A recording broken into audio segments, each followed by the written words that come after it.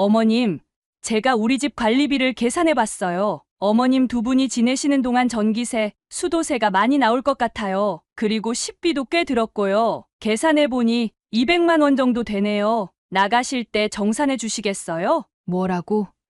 내가 너희 집에서 돈 내고 지내야 한다고? 네, 어머님. 요즘 물가가 비싸잖아요. 그리고 어머님 때문에 우리가 사생활도 없고 불편한 점이 많았거든요. 형님 집에는 500만 원이나 주시면서 우리한테는 왜 그런 게 없어요? 무슨 일이에요? 엄마, 왜 얼굴이 그렇게 하얘요? 어머님이 우리 집에서 지내는 비용에 대해 이야기하고 있었어요. 당신 형수님 치료비로는 500만 원이나 주시면서 우리한테는 200만 원도 못 주시겠대요. 서진아, 지금 뭐 하는 거야? 어떻게 우리 부모님한테 그런 말을 할 수 있어? 왜? 내가 뭐 잘못 말했어?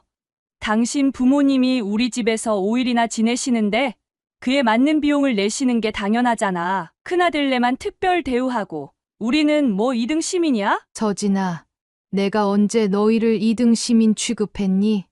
내가 500만 원을 보낸 건 너희 형수가 암 치료를 받고 있어서야. 그게 어떻게 차별이 된다는 거니?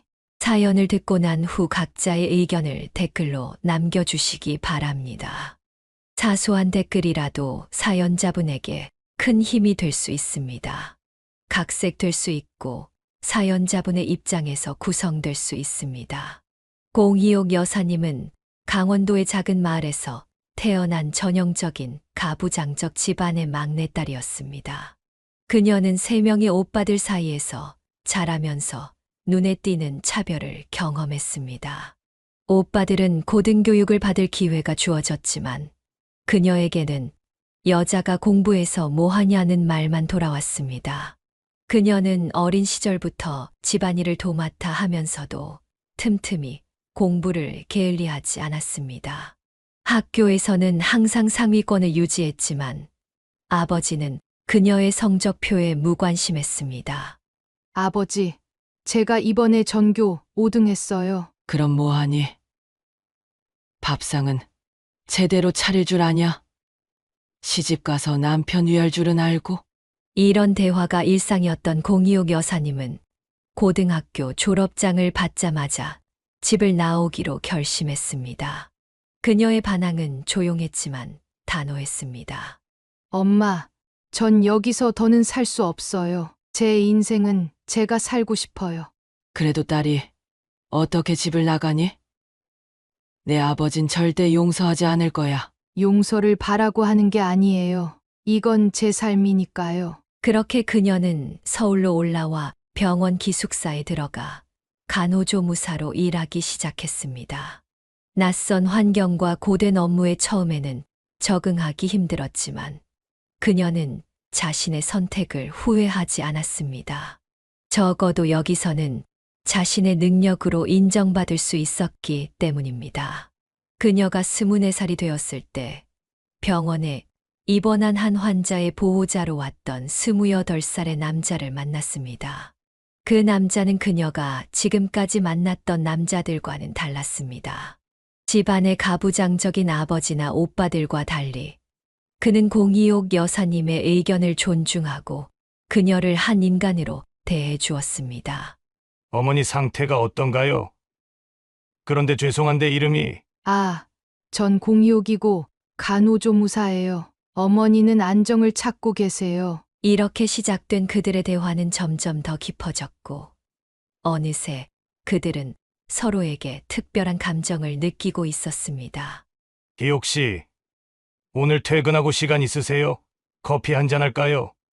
글쎄요. 근무 끝나고 좀 피곤할 것 같은데 그럼 다음에요. 부담 갖지 마세요. 그의 이런 배려 깊은 태도가 026 여사님의 마음을 열게 했습니다. 연애 기간 동안 그는 항상 그녀의 의견을 존중했고 그녀의 꿈과 목표를 지지해 주었습니다. 나중에 우리 결혼하면 기옥 씨가 공부 더 하고 싶으면 하셔도 돼요. 제가 도울게요. 정말요? 보통 남자들은 여자가 결혼하면 집에서 살림만 하길 바라잖아요. 난 희옥 씨가 행복한 게 제일 중요해요. 내 아내가 자기 꿈을 이루는 모습을 보고 싶어요. 그렇게 1년간의 연애 끝에 그들은 결혼을 결정했습니다. 공이옥 여사님의 부모님은 처음에는 반대했지만 예비 사위의 진지한 태도에 결국 동의했습니다. 아버지, 저는 희옥 씨를 진심으로 사랑합니다. 평생 행복하게 해드리겠습니다. 결혼 후 그들은 작은 아파트에서 새 출발을 했고 2년 후 첫 아들이 그리고 3년 뒤 둘째 아들이 태어났습니다. 공이옥 여사님은 아이들이 어릴 때는 집에서 육아에 전념했지만 늘 자신만의 일을 가지고 싶다는 꿈을 간직하고 있었습니다. 여보, 나도 애들 좀 크면 다시 일하고 싶어. 그래. 당연히 그래야지. 내가 애들 봐줄게. 그녀의 남편은 약속대로 항상 그녀를 지지해주는 든든한 버팀목이 되어 주었습니다. 권위적인 집안에서 자란 공이옥 여사님에게 이런 남편의 존재는 그녀가 꿈꿔왔던 삶을 살 수 있게 해주는 가장 큰 힘이 되었습니다. 아이들이 초등학교 고학년이 되었을 때 공이옥 여사님은 오랜 시간 집에서만 머물렀던 일상에 변화를 주기로 결심했습니다. 그녀는 지인의 소개로 집에서 그리 멀지 않은 지역 종합병원의 영양사 자리에 지원하게 되었습니다.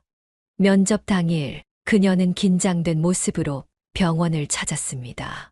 공이옥 씨는 경력이 없으신데 왜 이 자리에 지원하셨나요? 면접관이 물었습니다. 그녀는 잠시 생각에 잠기다가 진솔하게 대답했습니다. 제가 비록 경력은 없지만 가정에서 오랫동안 영양과 식단에 관심을 두고 가족의 건강을 책임져 왔어요. 이제는 그 경험을 바탕으로 더 많은 사람들에게 도움이 되고 싶습니다. 그녀의 성실함과 열정이 면접관들의 마음을 움직였는지 얼마 후 합격 통지를 받았습니다. 병원 영양사로서의 생활은 생각했던 것보다 훨씬 더 고된 일이었습니다. 대량의 식사를 준비하는 과정에서 무거운 식재료를 나르고 큰 조리기구를 다루는 일은 체력적으로 매우 부담스러웠습니다. 퇴근 후 집에 돌아온 공이옥 여사님은 종종 저녁 식사를 준비하다가도 극심한 피로에 눈을 비비곤 했습니다. 한 번은 소파에 잠시 앉아 쉬려던 그녀가 그대로 깊은 잠에 빠진 적도 있었습니다. 남편이 발견했을 때는 이미 저녁 9시가 넘은 시간이었습니다. 여보, 일어나. 저녁도 안 먹고 그냥 자면 어떡해. 남편이 부드럽게 그녀의 어깨를 흔들었습니다. 내가 잠들었네. 미안해. 금방 저녁 준비할게. 괜찮아. 오늘은 내가 뭐라도 해놨어. 너무 무리하지 마. 그녀의 남편은 이런 상황이 반복되자 자신이 더 많은 집안일을 도와야겠다고 결심했습니다. 아이들도 어머니의 고단함을 눈치채고 있었습니다. 어느 토요일 저녁 공이옥 여사님이 쌓여있는 빨래 더미 앞에서 한숨을 쉬며 옷을 개기 시작했을 때 큰아들이 다가왔습니다. 엄마, 얼굴이 너무 안 좋아 보여요. 오늘은 쉬세요. 저희가 할게요. 작은 아들도 곧바로 거들었습니다. 맞아요. 엄마는 저번 주부터 계속 피곤해 보이셨어요. 저희도 이제 다 컸으니까 이 정도는 할 수 있어요. 두 아들은 엄마를 소파로 안내한 뒤 능숙하게 빨래를 개기 시작했습니다. 비록 그들의 방식이 완벽하진 않았지만 그 모습은 공이옥 여사님의 마음을 따뜻하게 녹였습니다. 이것이 일회성 행동으로 끝나지 않았습니다. 주말마다 아이들은 번갈아가며 집안일을 도왔고 때로는 어머니가 늦게 퇴근하는 날에는 간단한 저녁 식사를 준비해 놓기도 했습니다. 특히 그녀가 어깨 통증을 호소할 때면 두 아들은 서로 다투어 어머니의 어깨를 마사지해 주기도 했습니다. 어머, 너희 손이 점점 더 야무져지는구나. 이제 전문가급이네. 엄마가 매일매일 힘들게 일하시는데 이 정도는 해드려야죠. 병원에서의 근무는 육체적으로 힘들었지만 그녀는 자신의 일의 보람을 느끼고 있었습니다. 특히 환자들이 식사 후 건강을 회복해가는 모습을 볼 때마다 큰 기쁨을 느꼈습니다. 그러나 가끔은 과도한 업무량에 지치기도 했습니다. 어느 추운 겨울날 그녀는 발열과 기침 증상을 보였지만 인력이 부족한 병원 상황을 고려해 출근을 강행했습니다. 그날 저녁 그녀는 평소보다 더 기진맥진한 상태로 집에 돌아왔습니다. 작은 아들은 어머니의 이마에 손을 대보고는 깜짝 놀랐습니다. 엄마, 열이 엄청 높아요. 왜 이렇게 아픈데 일하러 가셨어요? 괜찮아. 그냥 좀 피곤한 것뿐이야. 하지만 그날 밤 그녀의 상태는 더 나빠졌고 가족들의 강력한 권유로 다음 날 병원에 결근하고 쉬게 되었습니다. 이틀 동안 가족들의 정성 어린 간호 덕분에 그녀는 빠르게 회복할 수 있었습니다. 이런 경험들을 통해 공이옥 여사님은 자신의 가족이 얼마나 소중한지 다시 한번 깨닫게 되었습니다. 특히 아들들이 점점 자라며 보여주는 성숙함과 배려심은 그녀에게 무한한 자부심을 안겨주었습니다. 힘든 직장 생활 속에서도 그녀가 지치지 않고 계속 나아갈 수 있었던 것은 바로 이 든든한 가족의 지지 덕분이었습니다. 공이옥 여사님이 병원 영양사로 일한 지 2년째 되던 해봄, 예기치 못한 사고가 발생했습니다. 그날은 병원 내 특별 행사가 있어 평소보다 더 분주한 하루였습니다. 식당에서 대형 국통을 들고 이동하던 신입 영양사가 바닥에 흘린 물에 미끄러지면서 공이옥 여사님의 다리에 뜨거운 국물을 쏟고 말았습니다. 순간적인 고통에 그녀는 그 자리에 주저앉았고 주변 동료들이 황급히 달려와 응급처치를 시작했습니다. 국물이 쏟아진 부위는 즉시 붉게 변하기 시작했고 물집이 생기는 것이 눈에 보였습니다. 사고를 낸 신입 영양사는 얼굴이 창백해진 채 어쩔 줄 몰라 했습니다. 정말 죄송합니다. 제가 바닥에 물을 닦지 않아서 어떡해요. 많이 다치셨어요? 병원 응급실에서 간단한 치료를 받은 후 공이옥 여사님은 이도 화상 진단을 받고 3일간의 병가를 허락받았습니다. 사고를 낸 동료는 눈물을 글썽이며 계속해서 사과했고 병원비는 물론 택시비까지 자신이 부담하겠다고 했습니다. 정말 괜찮아요. 부엌에서 일하다 보면 이런 일 한두 번쯤은 있는 거예요. 너무 자책하지 마세요. 공이옥 여사님은 오히려 그 동료를 위로했습니다.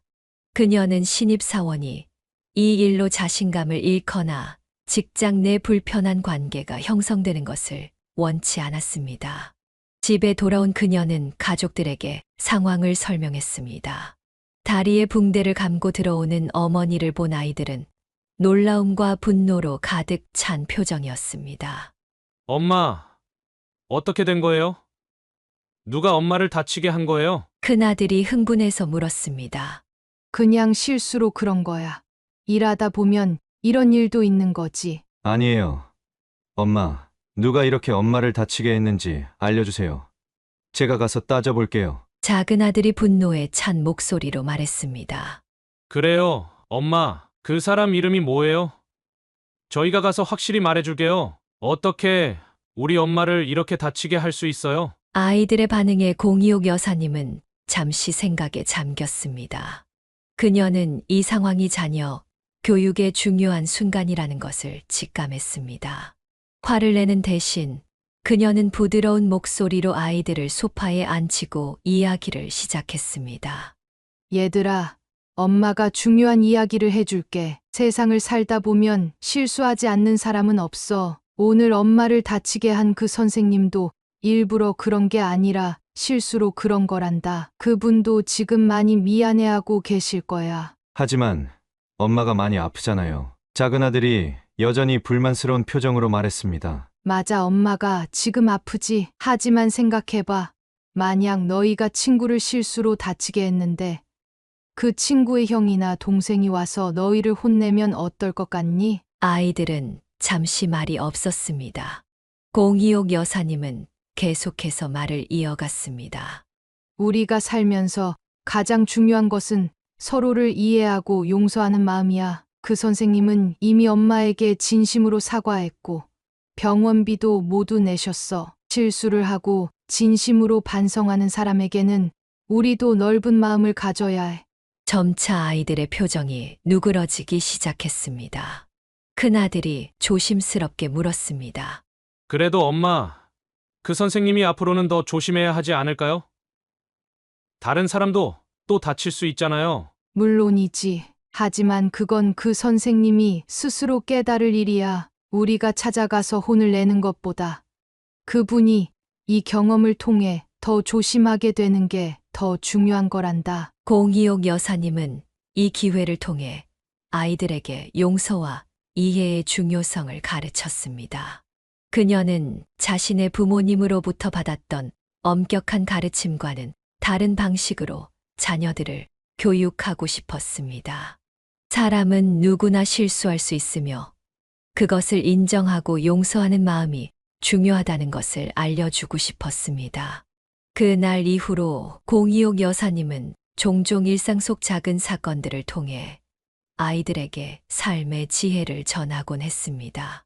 학교에서 있었던 친구와의 다툼, 시험에서의 실수, 약속을 지키지 못했을 때의 대처법 등 다양한 상황에서 그녀는 아이들이 올바른 가치관을 형성할 수 있도록 도왔습니다. 이런 아이들의 작은 변화들이 공이옥 여사님에게는 무엇보다 큰 기쁨이었습니다. 그녀는 자신이 경험했던 엄격하고 가부장적인 교육 방식 대신 존중과 이해를 바탕으로 한 교육이 아이들의 성장에 더 도움이 된다고 믿었습니다. 그리고 실제로 시간이 흐를수록 아이들은 더욱 사려 깊고 배려심 많은 청소년으로 성장해 갔습니다. 남편은 10년 넘게 지역 종합병원에서 시설관리 업무를 담당해 왔습니다. 그러나 병원의 구조 조정으로 인해 예상치 못한 퇴직 통보를 받게 되었습니다. 가족의 생계를 책임지던 남편의 갑작스러운 실직 소식에 공이옥 여사님은 큰 걱정에 빠졌지만 겉으로는 담담한 모습을 유지했습니다. 괜찮아요, 여보. 좋은 기회가 또 있을 거예요. 우리 함께 이겨낼 수 있어요. 그녀의 격려에 힘을 얻은 남편은 여러 직종에 지원서를 넣기 시작했고 한 달 후 시내버스 회사에 기사로 취직하게 되었습니다. 새로운 직업은 익숙해지기까지 시간이 필요했습니다. 초기에는 불규칙한 근무 시간과 낯선 업무 환경으로 인해 남편의 피로도가 매우 높았습니다. 그런 아버지의 모습을 본 아이들은 자발적으로 도울 방법을 찾기 시작했습니다. 특히 아버지의 휴일에는 아이들이 함께 나서서 버스 회사 차고지에 가서 아버지의 버스를 세차하는 일을 돕곤 했습니다. 처음에는 아이들의 도움이 오히려 더 손이 가는 일이 되기도 했지만 점차 그들은 능숙하게 버스의 구석구석을 깨끗이 닦는 방법을 터득했습니다. 아이고, 우리 아들들 덕분에 내 버스가 회사에서 제일 반짝거려 다른 기사들이 다 부러워한다니까. 아버지의 칭찬에 아이들은 더욱 열심히 도왔고 이런 과정에서 가족 간의 유대감은 더욱 깊어졌습니다. 주말이면 함께 간단한 도시락을 싸들고 차고지에 가는 것이 가족의 소소한 즐거움이 되었습니다. 시간이 빠르게 흘러 어느새 큰아들은 고등학교 3학년이 되었습니다. 그러나 학업에 대한 열정보다는 돈 버는 것을 좋아했던 아들은 대학 진학보다 취업을 선택했습니다. 처음 아들이 이 결정을 알렸을 때 공이옥 여사님은 잠시 당황했지만 곧 아들의 선택을 존중하기로 했습니다. 엄마, 저는 대학 가는 것보다 빨리 사회에 나가서 경험을 쌓고 싶어요. 제가 정말 하고 싶은 일을 찾고 싶어요. 그래. 내가 원하는 길을 가렴. 엄마는 내 선택을 응원할게. 고등학교 졸업 후 큰아들은 다행히 어머니가 일하던 병원의 행정부서에 사무직으로 취직할 수 있었습니다. 처음에는 단순한 업무부터 시작했지만 성실함과 친화력으로 빠르게 인정받기 시작했습니다. 더불어 병원에서 제공하는 야간 직업훈련 프로그램에 참여하며 의료행정 전문가로서의 역량을 키워나갔습니다. 한편 학구적인 성향이 강했던 작은아들은 고등학교에서 우수한 성적을 유지하며 명문 약학대학에 진학했습니다. 대학 생활 동안 그는 여러 학술 대회에서 두각을 나타냈고 졸업 후에는 대형 제약회사의 연구부서에 취업하는 성과를 이루었습니다. 어머니, 제가 개발에 참여한 신약이 임상시험을 통과했어요. 내년에는 시중에 출시될 예정이래요. 작은 아들의 이런 소식을 들을 때마다 공이옥 여사님은 가슴이 뿌듯함으로 가득 찼습니다. 비록 두 아들이 가진 재능과 관심사는 달랐지만 그들 모두 자신의 분야에서 최선을 다하며 성장해가는 모습이 자랑스러웠습니다. 어느 주말 가족 모임에서 공이옥 여사님은 남편과 함께 소파에 앉아 두 아들의 대화를 듣고 있었습니다. 큰아들은 병원 행정 시스템 개선 프로젝트에 대해 열정적으로 이야기하고 있었고, 작은 아들은 신약 개발 과정의 어려움과 보람에 대해 공유하고 있었습니다. 그들의 대화는 서로 다른 분야지만 사람들의 건강과 복지에 기여하고자 하는 공통된 가치를 담고 있었습니다. 우리 아이들이 이렇게 훌륭하게 자랐네. 그녀가 남편에게 작은 목소리로 말했습니다. 그러게, 우리가 뭐 특별한 것을 해준 것도 아닌데 참 감사한 일이야. 이제는 좋은 짝을 만나 행복한 가정을 이루는 모습만 보면 더 바랄 게 없겠어. 공희옥 여사님은 두 아들이 사회에서 인정받는 것도 중요하지만 무엇보다 그들이 따뜻한 가정을 이루고 행복하게 살아가길 바랐습니다. 그녀 자신이 결혼을 통해 얻은 행복과 안정감을 아들들도 경험하길 원했기 때문입니다. 이제 그녀의 작은 소망은 아들들이 좋은 배우자를 만나 또 다른 행복한 가정을 이루는 것이었습니다. 큰아들이 32살이 되던 해 겨울, 병원 송년회 자리에서 뜻밖의 소식을 전해왔습니다. 그는 같은 병원 검사실에서 임상병리사로 일하는 여성과 진지한 만남을 시작했다고 했습니다. 오랫동안 연애 소식 한 번 들려주지 않던 아들이었기에 공희옥 여사님은 놀라움과 기대감으로 가득 찼습니다. 어머니, 다음 주 토요일에 민지를 데리고 인사드리러 가도 될까요?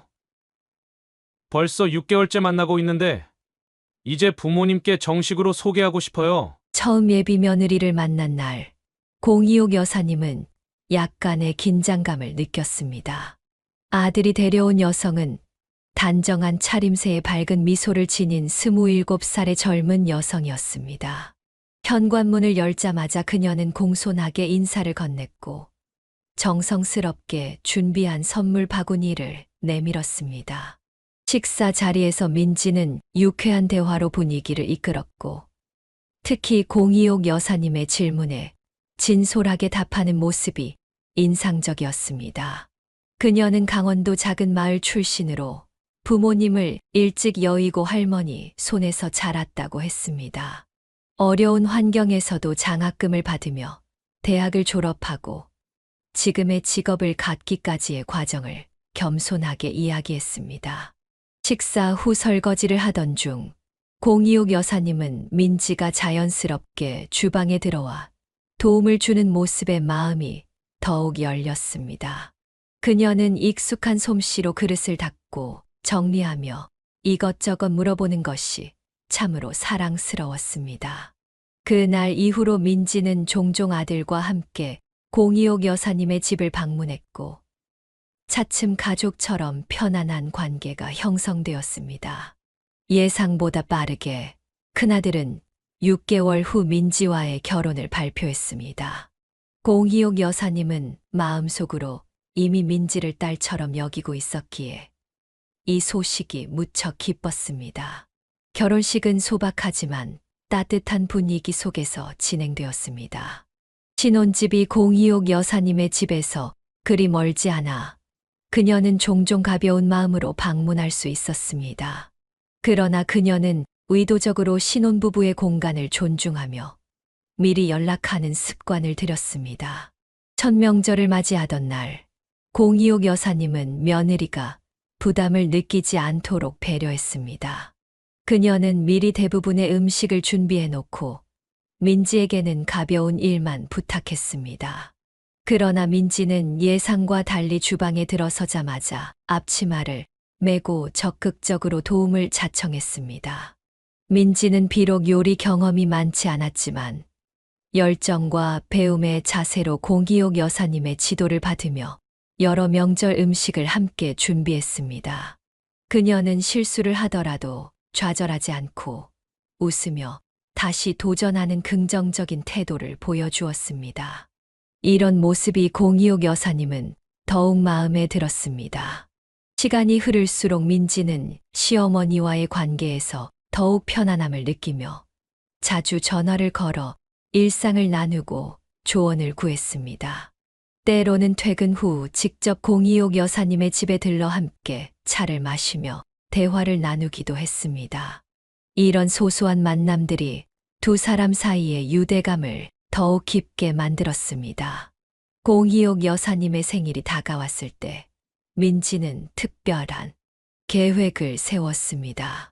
그녀는 일주일 전부터 공이옥 여사님이 좋아하는 음식들을 몰래 메모해 두었고 당일 아침 일찍 시어머니 집에 도착해 풍성한 생일상을 차렸습니다. 테이블 위에는 공이옥 여사님이 평소 즐겨 먹던 해물찜과 떡갈비는 물론 특별히 배운 약식과 과일 화채까지 정성스럽게 준비되어 있었습니다.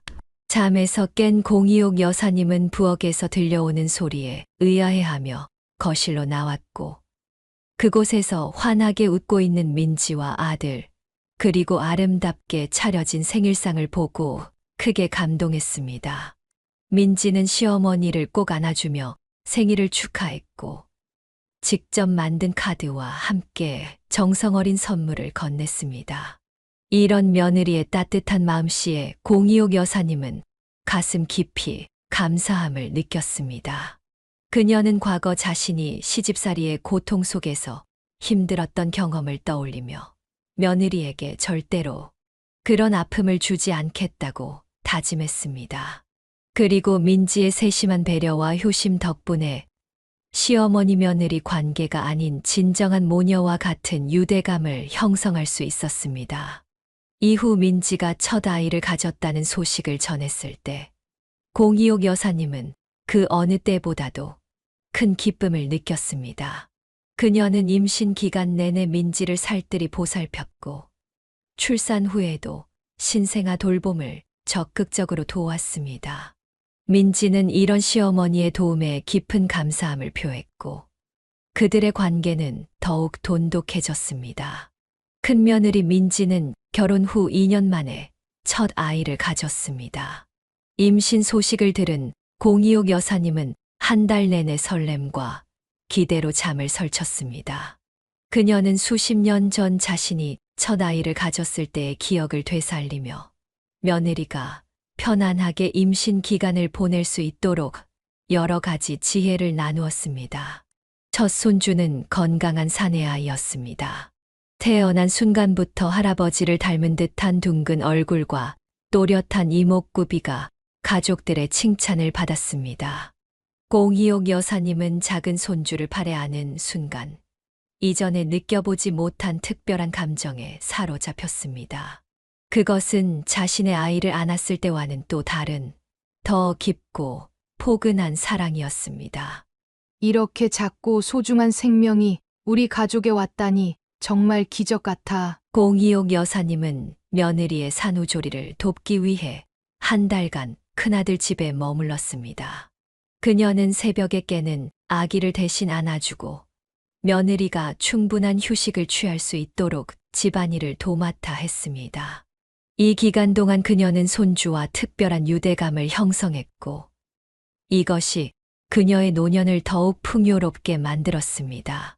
첫 손주가 3살이 되던 해 민지는 두 번째 임신 소식을 전했습니다. 이번에는 조금 더 어려운 임신 과정을 겪었지만 가족의 보살핌 속에 무사히 두 번째 아들을 출산했습니다.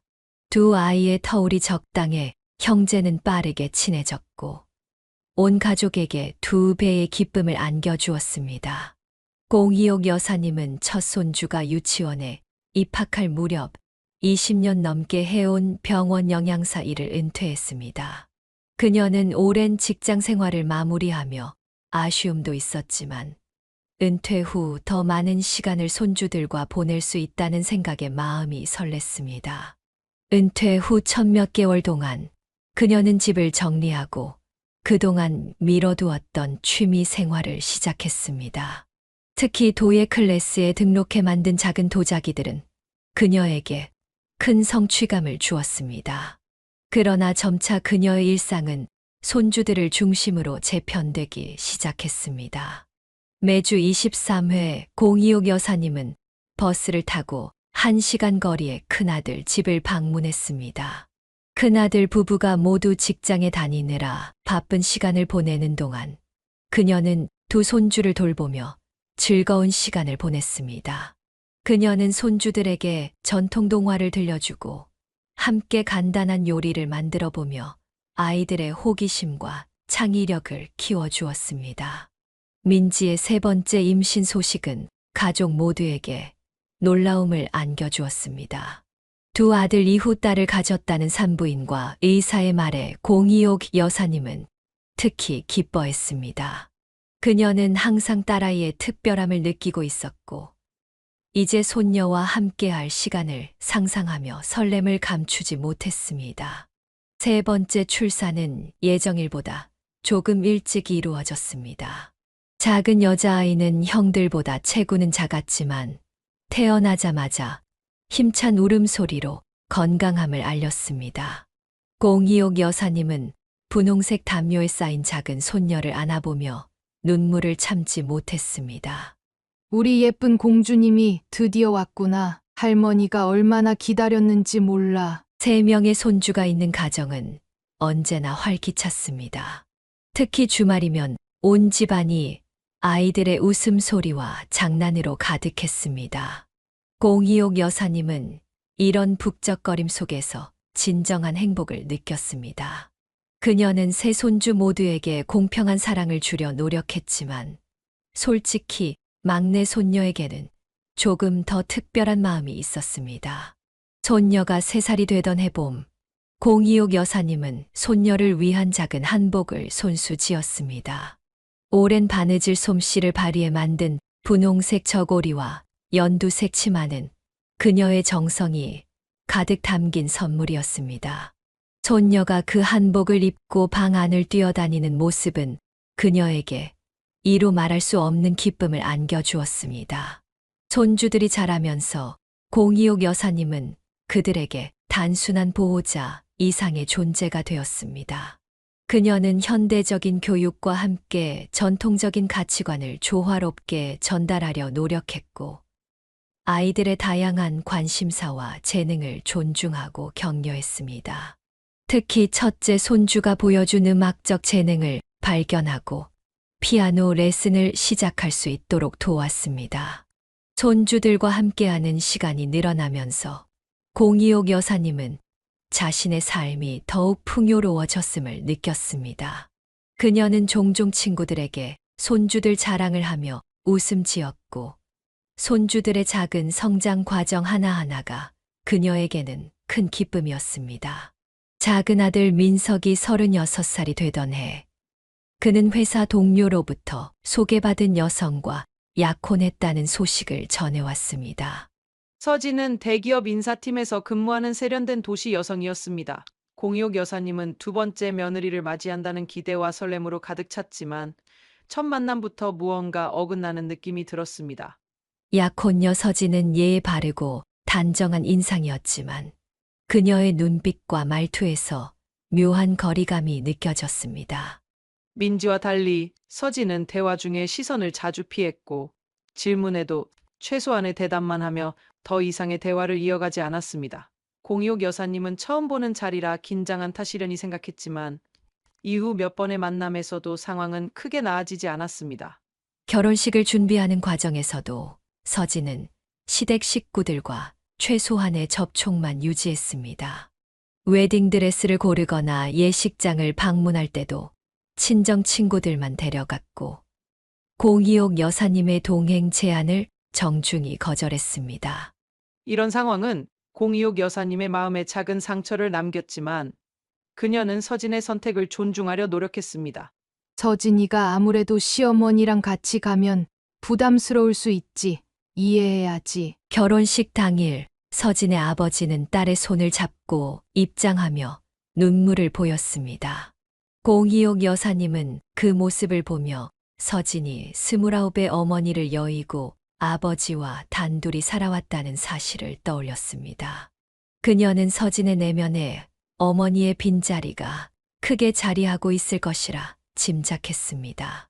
결혼 후 첫 명절이 다가왔습니다. 공이옥 여사님은 새 며느리가 부담을 느끼지 않도록 특별히 신경 썼습니다. 그녀는 대부분의 음식을 미리 준비해두고 서진에게는 편안하게 쉬라고 권했습니다.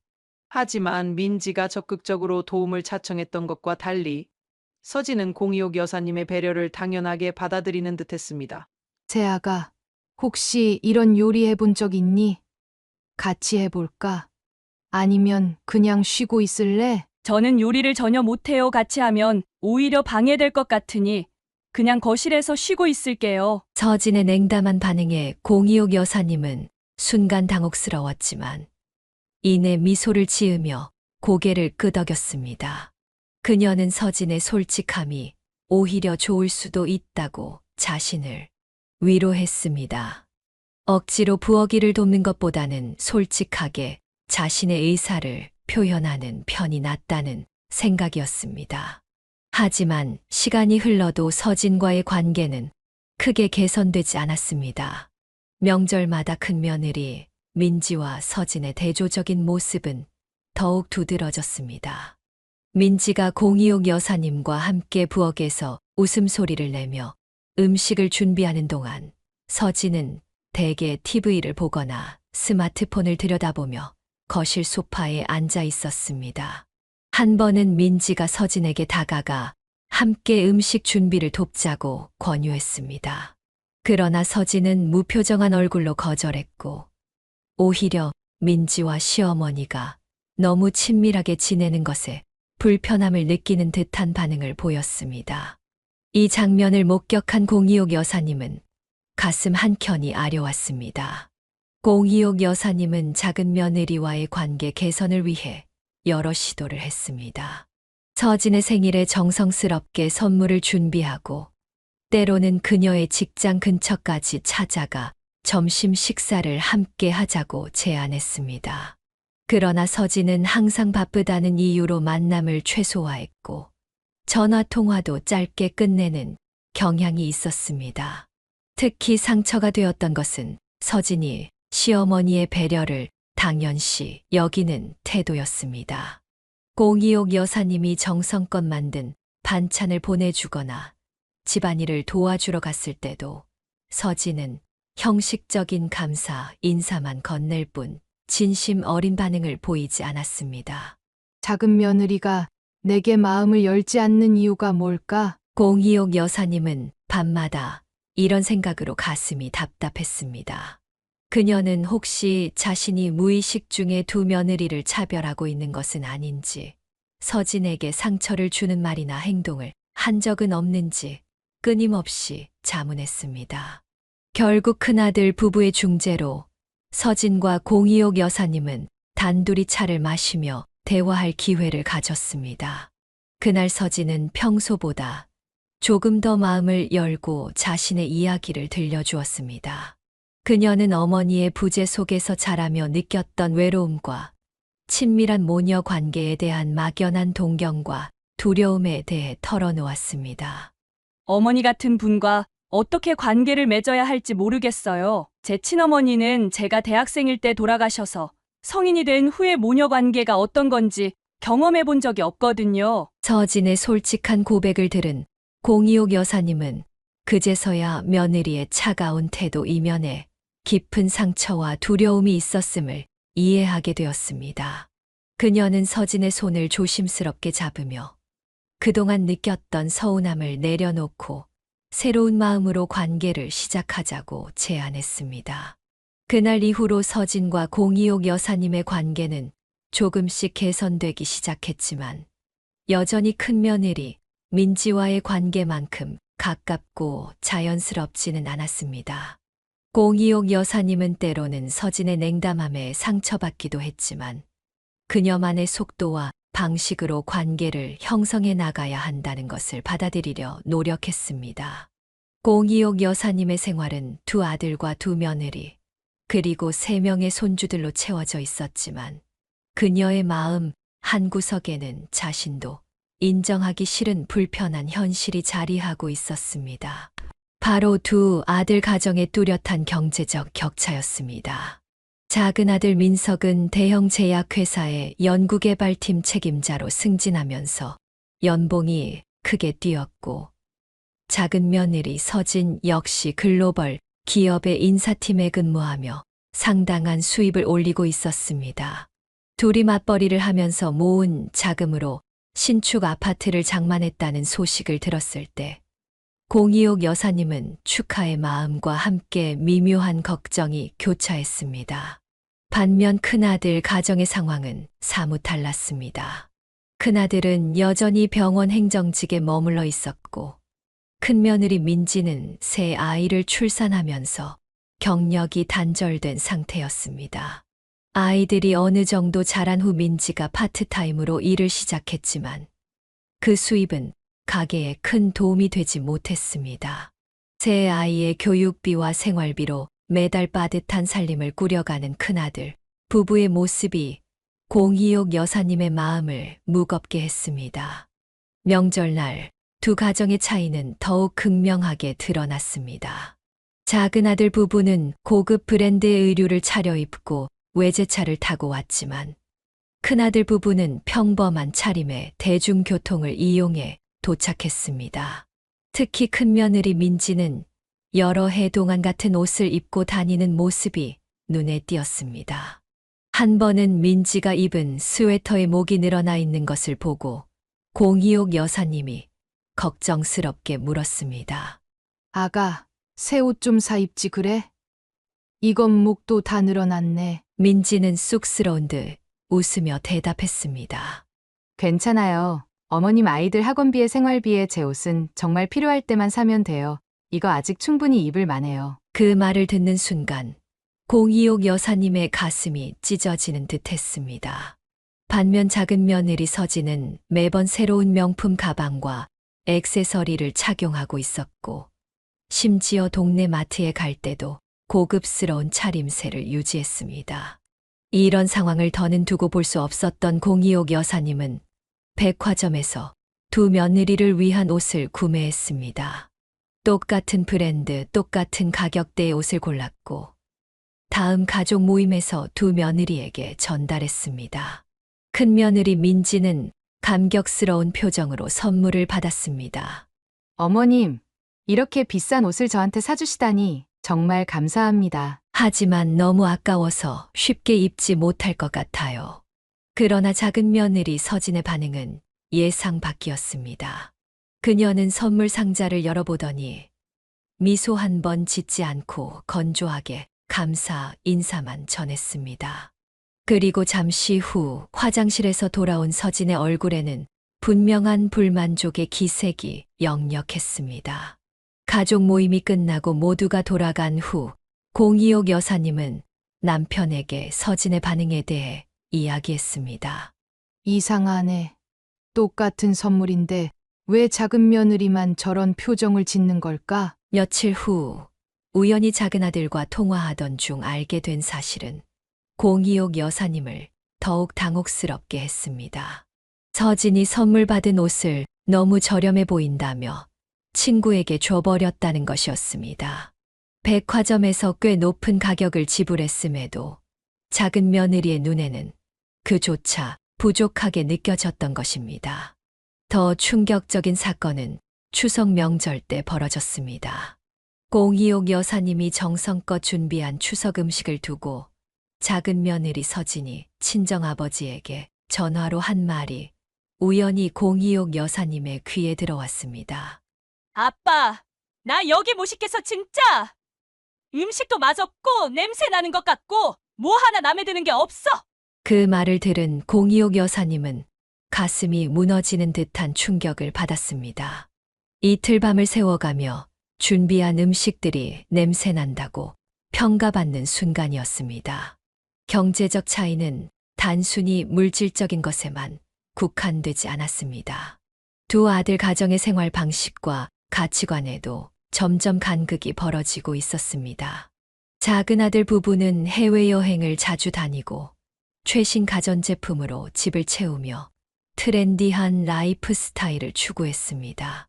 반면 큰아들 부부는 검소하고 실용적인 생활을 이어갔고 아이들의 교육과 가족의 건강에 우선순위를 두었습니다. 공희옥 여사님은 두 가정의 차이가 단순한 경제적 격차를 넘어 점점 더 깊은 가족 갈등의 씨앗이 될까 두려웠습니다. 그녀는 밤마다 어떻게 하면 이 상황을 중립적으로 조율할 수 있을지 고민했지만 뚜렷한 해결책을 찾지 못했습니다. 결국 그녀가 할 수 있는 것은 두 가정 모두를 똑같이 사랑하고 지원하는 것뿐이었습니다. 가족 모임이 잦아지면서 작은 며느리 서진의 표정과 행동에서 불만의 기색이 더욱 뚜렷해졌습니다. 그녀는 가족들이 모인 자리에서 종종 소외감을 느끼는 듯한 모습을 보였고, 특히 공희옥 여사님과 큰며느리 민지가 대화를 나눌 때마다 날카로운 시선을 보내곤 했습니다. 처음에는 단순한 기분 변화라고 생각했던 공희옥 여사님은 점차 서진의 행동에 패턴이 있다는 것을 깨달았습니다. 어느 추운 겨울날 공희옥 여사님은 심한 감기로 며칠간 앓아누웠습니다. 열이 심하게 오르고 기침이 멈추지 않아 가족들이 걱정했지만 그녀는 병원에 가는 것을 거부했습니다. 그런 상황을 들은 큰며느리 민지는 즉시 한의원에 들러 보약을 지어왔고 직접 시어머니 집을 방문해 간호했습니다. 어머님, 이 보약 꼭 드셔야 해요. 제가 한의사 선생님한테 어머님 증상 다 말씀드렸더니 이게 가장 좋대요. 민지의 정성에 감동한 공희옥 여사님은 며느리가 건네준 보약을 마셨고 민지의 간호 덕분에 빠르게 회복할 수 있었습니다. 이 소식이 가족 단체 채팅방에 공유되자 작은 며느리 서진이 불쑥 연락을 해왔습니다. 어머님, 왜 저한테는 아프다고 말씀 안 하셨어요? 저도 챙겨드릴 수 있는데. 공희옥 여사님은 서진의 말에 당혹스러움을 느꼈습니다. 그녀는 누구에게도 특별히 아프다고 말하지 않았고 단지 가족 단체 채팅방에 몸이 불편하다는 메시지를 한 번 남겼을 뿐이었습니다. 민지가 직접 찾아온 것은 그녀의 자발적인 행동이었습니다. 이런 일이 있은 후 서진은 점점 더 예민하게 반응하기 시작했습니다. 명절 준비를 위해 모인 자리에서 공희옥 여사님과 민지가 함께 주방에서 요리하며 웃고 떠드는 모습을 지켜보던 서진이 갑자기 주방으로 들어와 불편한 표정으로 말했습니다.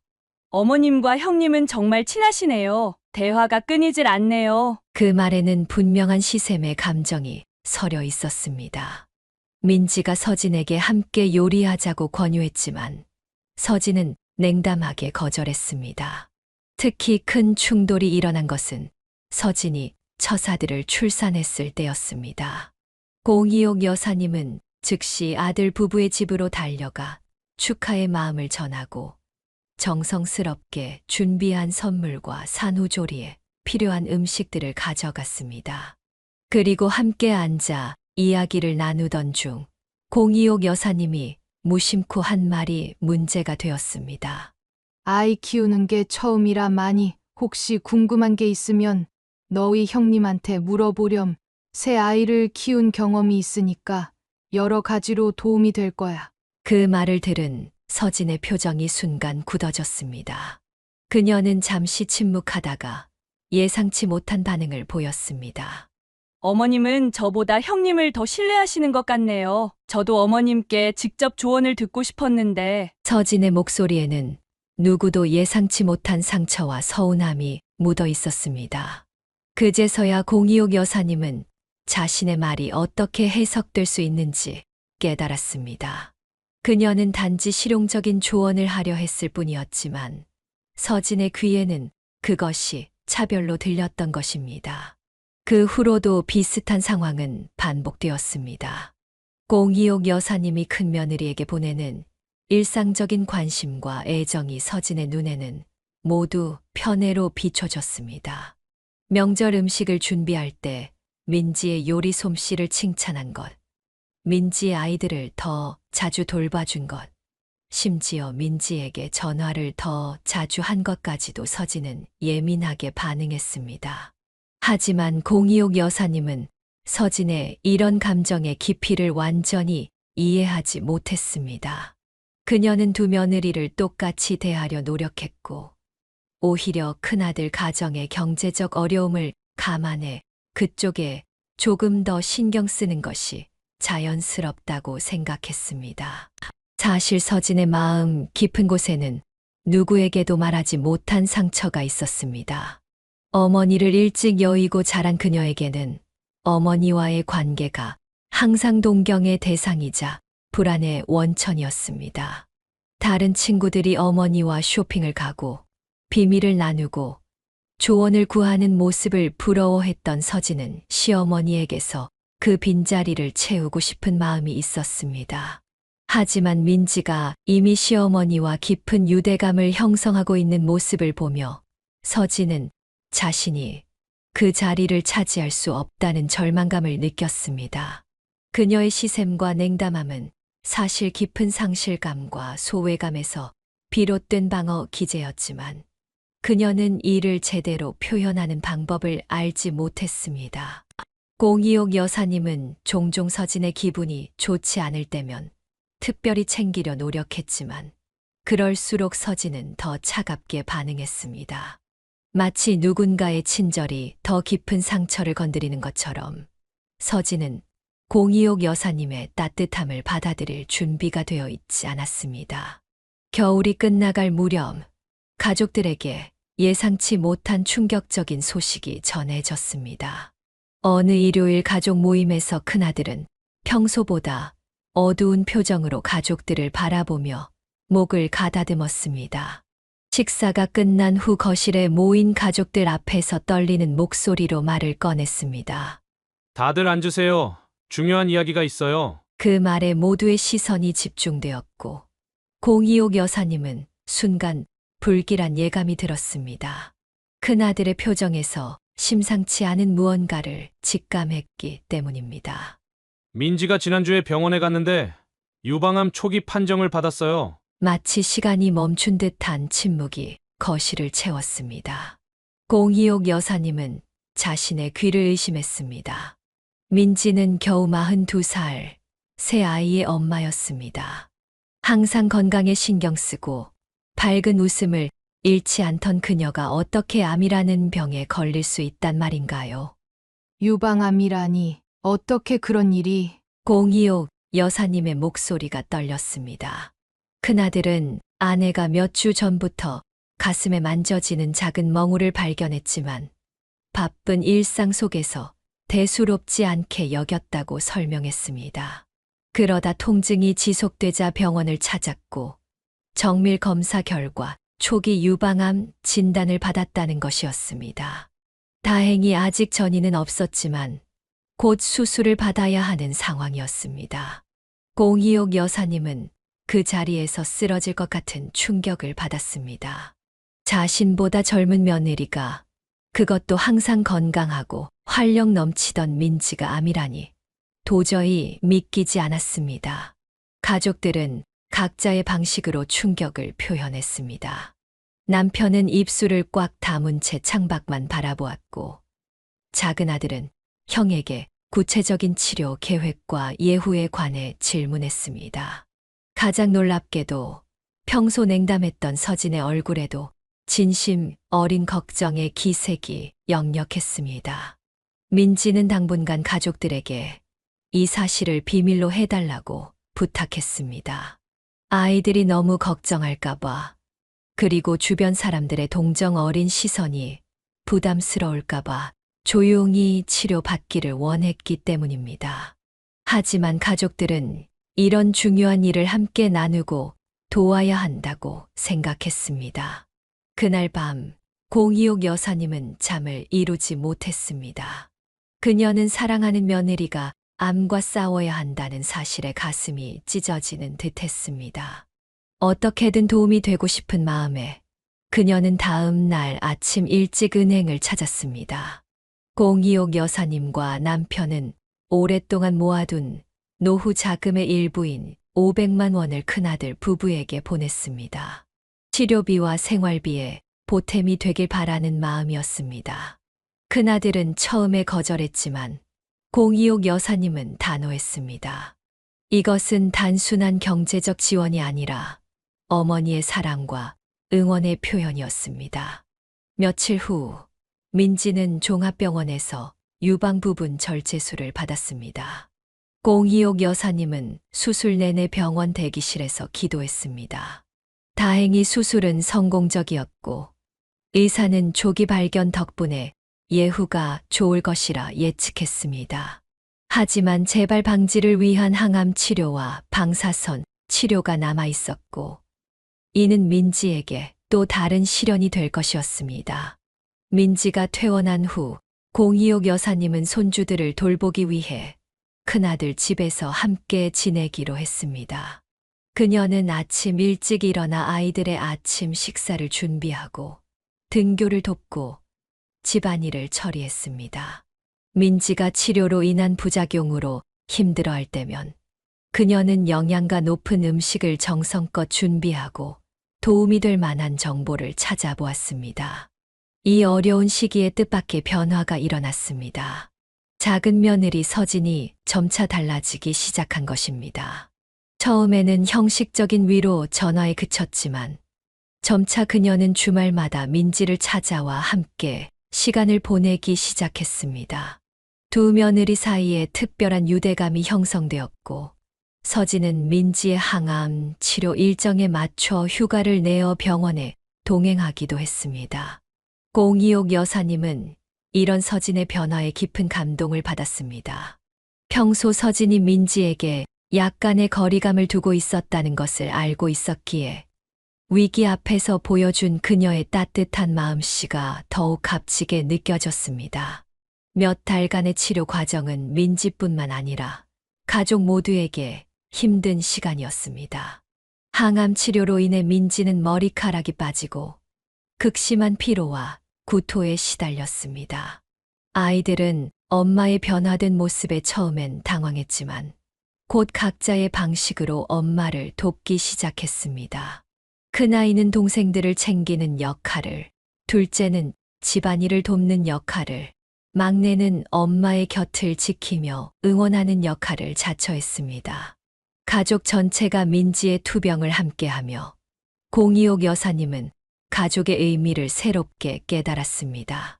위기 앞에서 서로를 지지하고 도우며 사소한 갈등과 차이를 넘어 하나가 되는 가족의 모습이 그녀의 마음을 따뜻하게 했습니다.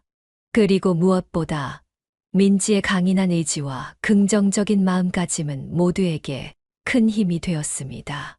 폭우가 쏟아지던 여름밤, 공이옥 여사님의 집에서 예상치 못한 재난이 발생했습니다. 저녁 식사 준비를 하던 중 갑자기 싱크대에서 물이 역류하기 시작한 것입니다. 처음에는 단순한 배관 막힘으로 생각했지만 물이 점점 더 넘쳐 주방 바닥을 뒤덮기 시작했습니다. 여보, 빨리 와봐요. 싱크대에서 물이 쏟아져 나와요. 남편이 황급히 주방으로 달려왔지만 상황은 이미 통제불능 상태였습니다.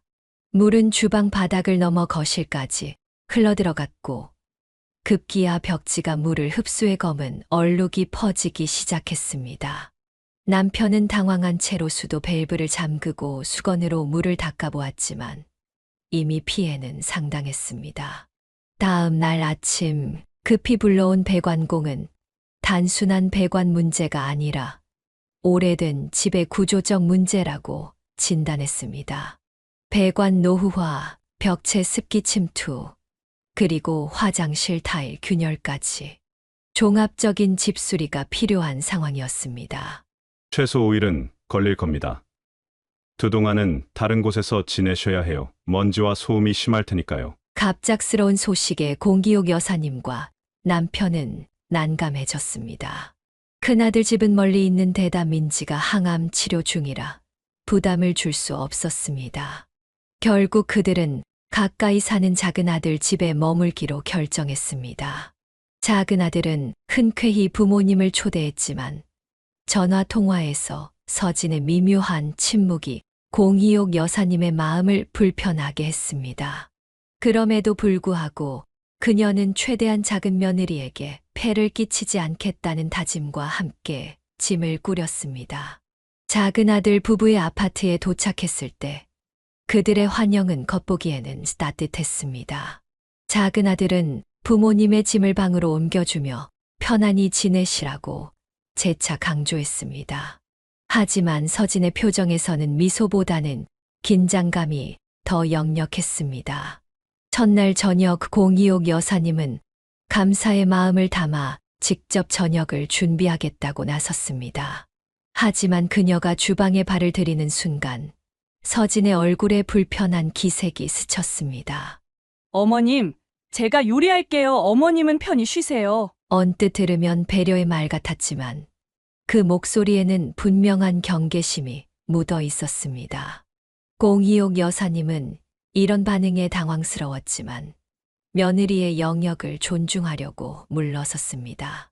이틀째 되는 날, 상황은 더욱 불편해졌습니다. 공희옥 여사님이 아침 식사 후 설거지를 하고 있을 때 서진이 갑자기 주방에 들어와 그녀의 손길을 차갑게 제지했습니다. 어머님, 왜 그렇게 물을 많이 쓰세요? 그리고 세제도 너무 많이 쓰시네요. 우리 집 수도요금 폭탄 맞겠어요. 공희옥 여사님은 자신이 평생 해온 방식대로 설거지하고 있었을 뿐인데 마치 큰 잘못이라도 저지른 것처럼 꾸중을 듣자 가슴이 철렁 내려앉았습니다. 그녀는 겨우 미소를 지으며 사과했지만 내심 깊은 상처를 받았습니다. 그날 오후 그녀는 큰며느리 민지에게 전화를 걸어 항암 치료 상황을 물었습니다. 거실 소파에서 작은 목소리로 대화하던 중 갑자기 서진이 화난 표정으로 다가왔습니다. 어머님, 지금 제가 좋아하는 프로그램 보고 있었는데 어머님 통화 소리 때문에 하나도 못 들었어요. 통화하시려면 방에 들어가서 하세요. 공희옥 여사님은 얼른 전화를 끊고 사과했지만 서진의 날카로운 시선에 가슴이 조여들었습니다. 그녀는 자신이 이 집에서 완전히 불청객이 된 기분을 느꼈습니다. 사흘째 되는 날, 공희옥 여사님은 저녁 식사를 위해 장을 보고 돌아왔습니다. 그녀는 모두가 좋아할 만한 음식을 정성껏 준비했고, 특히 서진이 좋아한다는 게장을 구입하는 데 아낌없이 돈을 썼습니다. 하지만 서진은 식탁에서 그저 무표정하게 밥을 먹을 뿐 감사의 말 한마디 없었습니다. 넷째 날 아침, 작은 아들이 출근한 후 서진이 공희옥 여사님에게 다가와 충격적인 요구를 했습니다. 어머님, 제가 우리 집 관리비를 계산해 봤어요. 어머님 두 분이 지내시는 동안 전기세, 수도세가 많이 나올 것 같아요. 그리고 식비도 꽤 들었고요. 계산해 보니 200만 원 정도 되네요. 나가실 때 정산해 주시겠어요? 공희옥 여사님은 그 말을 듣는 순간 귀를 의심했습니다. 그녀의 아들과 며느리 집에 잠시 머무는 것뿐인데 마치 호텔 비용을 청구받는 듯한 기분이었습니다. 뭐라고? 내가 너희 집에서 돈 내고 지내야 한다고? 네, 어머님. 요즘 물가가 비싸잖아요. 그리고 어머님 때문에 우리가 사생활도 없고 불편한 점이 많았거든요. 형님 집에는 500만 원이나 주시면서 우리한테는 왜 그런 게 없어요? 서진의 말에는 오랫동안 쌓아온 불만과 서운함이 폭발한 것 같았습니다. 공희옥 여사님은 순간 할 말을 잃었습니다. 500만 원은 민지의 암 치료를 위해 보낸 것이었는데 서진의 눈에는 그저 형평성 없는 차별로 비쳤던 것입니다. 충격과 분노, 그리고 깊은 상처가 공희옥 여사님의 가슴을 찢었습니다. 그녀는 자신이 키운 아들의 집에서, 그것도 며느리에게 이런 대우를 받는다는 사실이 믿기지 않았습니다. 마침 그 순간 일찍 퇴근한 작은 아들이 현관문을 열고 들어왔고 서진과 공이옥 여사님 사이에 팽팽한 기류를 즉시 감지했습니다. 무슨 일이에요? 엄마, 왜 얼굴이 그렇게 하얘요? 공이옥 여사님이 입을 열기도 전에 서진이 먼저 말했습니다. 어머님이 우리 집에서 지내는 비용에 대해 이야기하고 있었어요. 당신 형수님 치료비로는 500만 원이나 주시면서 우리한테는 200만 원도 못 주시겠대요. 작은 아들의 표정이 순식간에 굳어졌습니다. 그는 어머니와 아내를 번갈아 바라보다가 결국 폭발했습니다. 서진아! 지금 뭐 하는 거야? 어떻게 우리 부모님한테 그런 말을 할 수 있어? 왜? 내가 뭐 잘못 말했어? 당신 부모님이 우리 집에서 5일이나 지내시는데 그에 맞는 비용을 내시는 게 당연하잖아. 큰아들네만 특별 대우하고 우리는 뭐 2등 시민이야? 이 말에 공기옥 여사님은 더는 참을 수 없었습니다. 그녀는 떨리는 목소리로 말했습니다. 서진아, 내가 언제 너희를 2등 시민 취급했니? 내가 500만 원을 보낸 건 너희 형수가 암 치료를 받고 있어서야. 그게 어떻게 차별이 된다는 거니? 서진의 눈에 갑자기 눈물이 고였습니다. 그녀의 목소리는 떨리기 시작했습니다. 어머님은 항상 큰며느리만 예뻐하셨잖아요. 제가 결혼하고 첫 명절 때부터 느꼈어요. 어머님과 형님은 주방에서 즐겁게 요리하며 웃고 떠들었는데 저는 그저 방관자였어요. 제 생일에도 형님이 좋아하는 음식을 해주셨고 항상 형님에게만 전화하시고. 서진의 말은 억눌려 왔던 감정의 홍수처럼 쏟아져 나왔습니다. 오랜 시간 쌓아온 오해와 서운함, 그리고 깊은 질투가 이제야 수면 위로 떠오른 것입니다. 공이옥 여사님은 그 순간 머리를 한 대 맞은 듯한 충격을 받았습니다. 그녀는 정말로 두 며느리를 다르게 대했던 걸까요? 그녀의 마음속에는 항상 두 며느리 모두를 사랑한다고 생각했는데 어쩌면 그녀의 무의식적인 행동들이 서진에게는 상처가 되었을지도 모른다는 생각이 들었습니다. 작은 아들은 어머니와 아내 사이에서 갈등을 중재하려 했지만 이미 서진의 감정은 걷잡을 수 없이 폭발하고 있었습니다. 그녀는 결국 방으로 들어가 문을 쾅 닫았고 집안에는 무거운 침묵만이 남았습니다. 그날 밤 공이옥 여사님은 잠을 이루지 못했습니다. 그녀는 서진과의 관계를 되돌아보며 자신도 모르게 그녀에게 상처를 준 순간들을 하나하나 떠올렸습니다. 어쩌면 서진의 냉담함 뒤에는 깊은 소외감과 인정받고 싶은 욕구가 숨어 있었을지도 모른다는 생각이 들었습니다. 공이옥 여사님은 일찍 일어나 조용히 짐을 쌌습니다. 그녀는 더 이상 이 집에 머물러 갈등을 키우고 싶지 않았습니다. 다 싼 짐을 옆에 두고 그녀는 서진에게 감사 인사와 함께 자신의 잘못을 인정하는 편지를 쓰기 시작했습니다. 그 순간 어디선가 아이의 울음소리가 들렸습니다. 작은 며느리의 아들이 악몽을 꾸었는지 크게 울고 있었습니다. 공이옥 여사님은 즉시 아이의 방으로 달려갔습니다. 서진도 아이 방으로 뛰어왔지만 공이옥 여사님이 이미 손주를 안고 달래고 있었습니다. 괜찮아. 우리 강아지, 할머니가 여기 있어. 무서웠구나. 놀랍게도 아이는 할머니의 품에서 금세 진정되었습니다. 서진은 문간에 서서 그 광경을 지켜보았습니다. 공이옥 여사님이 손주를 달래는 모습은 너무나 자연스럽고 따뜻했습니다. 그녀는 문득 자신의 어머니를 떠올렸습니다. 어머니가 자신의 악몽을 달래주던 그 포근함을. 서진은 침대 옆에 놓인 공이옥 여사님의 짐을 발견했고 이내 현관 옆에 놓인 편지를 보았습니다. 아직 다 쓰지 않은 편지였지만 첫 줄만으로도 충분했습니다. 서진아, 내가 너의 마음을 몰라줘서 미안해. 순간 서진의 마음에 무언가 무너져 내렸습니다. 그녀는 아이가 다시 잠들 때까지 기다렸다가 공이옥 여사님이 방에서 나오는 것을 현관에서 맞이했습니다. 어머님, 어디 가세요? 집에 돌아갈게. 아직 공사가 끝나지 않았지만 친구 집에서 하루 정도 더 지낼 수 있을 것 같아. 서진의 눈에 눈물이 고였습니다.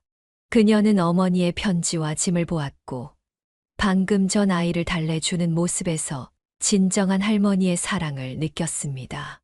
가지 마세요. 제가 너무했어요. 어제 말한 것들 다 제 마음속에 있던 오해와 질투 때문이었어요. 서진은 공이옥 여사님의 방에서 자신이 몰래 가져온 사진첩을 내밀었습니다. 그 안에는 공이옥 여사님과 큰며느리, 그리고 손주들의 사진이 가득했습니다. 이 사진첩을 보면서 저는 어머님이 저보다 형님을 더 사랑하신다고 생각했어요. 그런데 아까 아이를 달래주시는 모습을 보니 그게 아니란 걸 알겠어요. 어머님은 그저 어머니셨던 거예요. 공이옥 여사님은 가슴이 아팠습니다. 그녀는 짐을 내려놓고 조심스럽게 서진에게 다가갔습니다. 서진아, 내가 언제 널 미워했니? 난 항상 너를 내 며느리로, 내 딸로 생각했단다. 이 말에 서진은 더 이상 참지 못하고 흐느꼈습니다. 그녀는 마치 오랫동안 굳게 닫아두었던 마음의 문이 열리기 시작한 것처럼 모든 감정을 쏟아냈습니다. 저는 어머니가 그리웠어요. 제 어머니는 제가 대학생일 때 돌아가셨고, 저는 항상 엄마의 사랑이 그리웠어요. 결혼하면 시어머니와 친모녀 같은 관계가 될 수 있을 거라 기대했는데, 형님이 이미 그 자리를 차지하고 있는 것 같았어요. 그래서 질투했나 봐요. 그 고백은 공이옥 여사님의 마음을 깊이 울렸습니다. 그녀는 갑자기 서진의 모든 행동이 이해되기 시작했습니다. 냉담함과 거리두기는 상처받지 않기 위한 방어였고, 날카로운 반응은 인정받고 싶은 갈망의 표현이었던 것입니다. 공이옥 여사님은 천천히 팔을 벌려 서진을 안았습니다. 처음에는 어색했지만 점차 서진의 몸이 그녀의 품 안에서 편안해졌습니다. 그것은 어머니와 딸 사이의 포옹, 오랫동안 그리워했던 따뜻함의 교환이었습니다. 이제부터 우리 다시 시작하자. 서진아, 내가 내 마음을 몰라줘서 미안해. 앞으로는 더 많이 이야기하고 더 많이 안아줄게. 그 순간 공이옥 여사님은 며느리라는 관계를 넘어 진정한 모녀의 인연이 시작되는 것을 느꼈습니다. 집수리로 인한 불편함이 오히려 오래된 감정의 벽을 허무는 기회가 된 것입니다. 작은 아들은 이 광경을 보고 놀랐지만 곧 따뜻한 미소를 지었습니다. 그는 자신의 어머니와 아내가 마침내 서로의 마음을 열었다는 것에 깊은 안도감을 느꼈습니다. 집수리는 예정보다 이틀이나 더 걸렸지만 공이옥 여사님은 그 시간 동안 서진과 함께 요리를 하고 쇼핑을 가고 깊은 대화를 나누며 진정한 유대감을 형성해 나갔습니다. 이전에는 상상도 못했던 친밀함이 그들 사이에 자라나기 시작했습니다. 집으로 돌아가는 날, 서진은 공이옥 여사님의 손을 꼭 잡으며 말했습니다. 어머님, 이제 매주 한 번씩 꼭 찾아뵐게요. 그동안 얼마나 많은 시간을 낭비했는지 몰라요. 앞으로는 진짜 딸처럼 어머님 곁에 있을게요. 공이옥 여사님은 미소를 지으며 고개를 끄덕였습니다. 때로는 가장 큰 위기가 가장 소중한 관계의 시작이 될 수 있다는 것을 깨달은 순간이었습니다. 집수리가 끝나고 자신의 집으로 돌아온 공이옥 여사님은 가족 모두를 저녁 식사에 초대했습니다. 그녀는 새롭게 단장된 집에서 온 가족이 함께 모여 지난 갈등을 완전히 해소하고 새로운 시작을 하고 싶었습니다. 특히 작은 며느리와의 관계가 개선되었지만 가족 전체의 화합이 필요하다고 느꼈습니다. 저녁 식사 자리에는 큰아들 부부와 세 손주들, 그리고 작은아들 부부가 모두 참석했습니다. 항암 치료 중이던 민지도 컨디션이 좋아 참석할 수 있었습니다. 처음의 분위기는 약간 어색했지만 맛있는 음식과 따뜻한 대화로 점차 누그러졌습니다. 식사 중반, 작은 며느리 서진이 갑자기 자리에서 일어났습니다. 그녀는 약간 떨리는 목소리로 가족들에게 말을 건넸습니다. 모두에게 할 말이 있어요. 특히 형님에게. 모든 시선이 서진에게 집중되었습니다. 그녀는 깊게 숨을 들이쉬며 계속했습니다.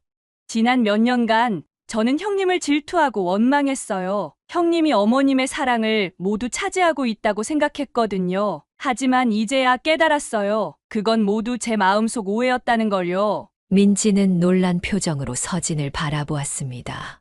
서진은 눈물을 참으며 이야기를 이어갔습니다. 형님이 아프다는 소식을 들었을 때도 처음에는 가족들이 형님에게만 관심을 쏟는다고 서운했어요. 그런데 최근에 형님의 투병 과정을 지켜보면서 제가 얼마나 이기적이었는지 깨달았어요. 형님, 정말 미안해요. 민지는 천천히 자리에서 일어나 서진에게 다가갔습니다. 그녀는 서진의 손을 따뜻하게 잡았습니다. 동서, 미안할 것 없어. 사실 나도 알고 있었어. 동서가 가끔 불편해하는 것을 먼저 다가가지 못해 미안해. 두 며느리가 서로를 바라보는 순간 오랫동안 그들 사이에 존재했던 보이지 않는 벽이 무너져 내리는 것 같았습니다. 민지는 조심스럽게 서진을 안아주었고 서진도 그 포옹을 따뜻하게 받아들였습니다. 이 광경을 지켜본 공이옥 여사님의 눈에 눈물이 고였습니다. 그녀는 모든 가족이 모인 자리에서 자신의 마음을 솔직하게 털어놓기로 결심했습니다. 우리 가족 모두에게 하고 싶은 말이 있어요. 나는 두 며느리 모두를 진심으로 사랑했어. 하지만 어쩌면 내 사랑을 표현하는 방식이 달랐을지도 몰라. 서진아. 내가 느낀 소외감이 내 책임이라는 걸 이제야 깨달았단다. 앞으로는 더 잘할게. 작은 아들이 어머니의 어깨를 감싸 안았습니다. 어머니, 이렇게 솔직하게 말씀해 주셔서 감사해요. 우리 가족이 더 가까워질 수 있는 기회가 될 거예요. 그때 큰 손주가 조심스럽게 말을 건넸습니다. 저도 말하고 싶은 게 있어요. 작은 엄마가 저희랑 잘 못 지내서 서운했는데 작은 엄마도 이유가 있었네요. 앞으로는 작은 엄마네 집에도 자주 놀러 갈게요. 아이의 순수한 말에 모두가 미소 지었고 서진은 감동의 눈물을 흘렸습니다. 그녀는 처음으로 손주들에게 진심으로 다가가 안아주었습니다. 이 자리에서 서진은 특별한 제안을 했습니다. 그녀는 민지의 완치를 기원하며 치료가 끝나면 온 가족이 함께 여행을 가자고 제안했습니다. 그녀는 모든 비용을 자신이 부담하겠다고 했지만 가족들은 함께 계획하고 준비하자고 의견을 모았습니다. 식사가 끝난 후 공이옥 여사님은 두 며느리를 작은 방으로 불러 특별한 선물을 전했습니다. 그것은 그녀가 젊은 시절부터 모아온 보석함이었습니다. 두 개의 동일한 보석함에는 각각 그녀의 소중한 보석들이 담겨 있었습니다. 이건 내가 평생 모아온 것들이야. 원래는 나중에 주려고 했는데 오늘이 가장 적절한 때인 것 같구나. 두 딸에게 똑같이 나눠주고 싶. 민지와 서진은 감동하여 말을 잇지 못했습니다. 그들은 동시에 공이옥 여사님을 안았고 세 여성 사이에 특별한 유대감이 형성되었습니다. 그날 이후 가족의 분위기는 완전히 달라졌습니다. 서진은 주말마다 공이옥 여사님의 집을 찾아와 요리를 배웠고 민지의 항암 치료에도 적극적으로 동행했습니다. 두 며느리 사이에는 자매와 같은 친밀함이 자라났고 가족 모임은 더욱 빈번하고 화목해졌습니다. 특히 감동적이었던 것은 서진이 민지를 위해 특별히 영양식을 연구하고 준비한 일이었습니다. 그녀는 암 환자의 면역력 증진에 좋은 음식들을 찾아보고 매주 정성껏 만들어 민지에게 가져다 주었습니다. 이런 서진의 변화는 공이옥 여사님에게 큰 감동을 주었습니다. 민지의 치료가 순조롭게 진행되면서 의사는 긍정적인 예후를 전했습니다.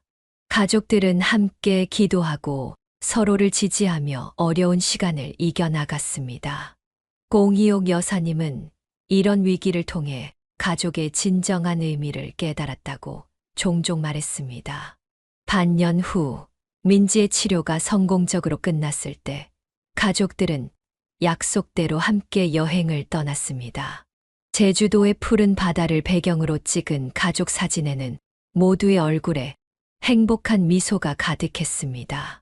공이옥 여사님은 그 사진을 거실 중앙에 걸어두었고 매일 그것을 보며 가족의 소중함을 되새겼습니다. 사랑은 나눌수록 커진다라는 말이 이제 그녀에게는 단순한 격언이 아닌 삶의 진리가 되었습니다. 오해와 갈등은 사라지고 이해와 포용으로 채워진 가족의 모습이야말로 그녀가 평생 꿈꿔온 진정한 행복이었습니다. 사연을 듣고 댓글을 남겨주시기 바랍니다. 사소한 의견일지라도 사연자분에게는 큰 힘이 됩니다. 노골적인 악성 댓글은 사연자분에게 상처가 될 수 있으니 삼가주시기 바랍니다.